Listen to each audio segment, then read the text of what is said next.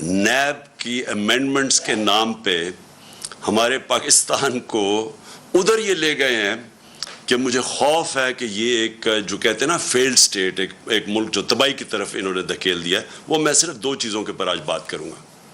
پہلی چیز یہ تو اب واضح ہو جانا چاہیے ساری قوم کو کہ ان کی کوئی تیاری نہیں تھی ملک کی معیشت ٹھیک کرنے کے لیے. ان کی کوئی تیاری نہیں تھی کہ یہ کسی طرح قیمتیں نیچے لے کے آئیں. یعنی جو ہمارا شور مچا ہوا تھا کہ جی مہنگائی ہو گئی، بہت بڑی مہنگائی ہو گئی اور یہ مہنگائی مارچ ہوگی اور آ کے مہنگائی کم کریں گے. تو اب تو یہ واضح ہو جانا چاہیے کہ نہ ان کے ذہن میں مہنگائی تھی اور نہ ان کے ذہن میں یہ تھا کہ اس کی معیشت کیسے ٹھیک کرنی ہے.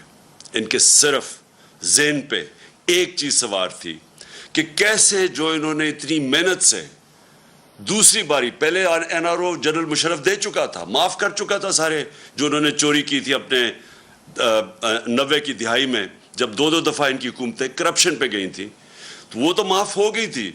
انہوں نے کیسے جو پچھلے 10 سال میں انہوں نے ملک کو مقروض کیا اور خود اربوں پتی بن گئے اور ان کے باہر پیسہ بینکوں کے اندر اور محلات پہ، تو وہ کیسے معاف کروانا تھا.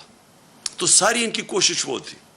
تو لہٰذا اس کے اوپر میں بعد میں آؤں گا، لیکن پہلے میں صرف آپ کو کہہ دوں کہ پہلے تو کبھی پاکستان کی تاریخ میں ہم نے نہیں سنا پروویژنل بجٹ. یہ کبھی ہم نے نہیں سنا کہ یہ کوئی عارضی بجٹ آ رہا ہے. تو اس کا مطلب پہ تیاری نہیں تھی اور عارضی بجٹ یہ لے کے آئے تھے صرف خانہ پوری کرنے کے لیے.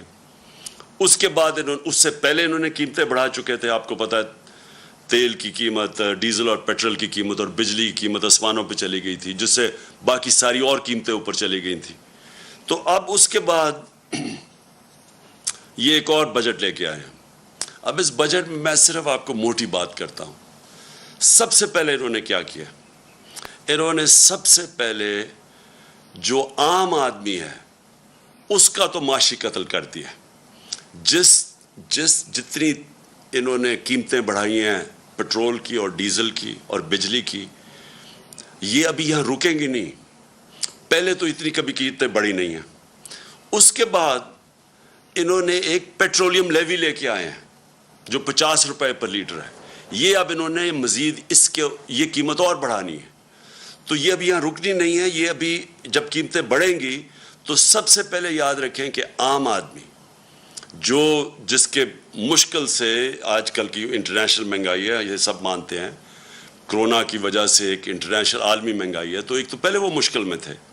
اب انہوں نے جو مزید اور ان کے اوپر بوجھ ڈالا ہے، پہلے تو اور بوجھ پڑا ہے اور اب مزید اور بوجھ پڑے گا.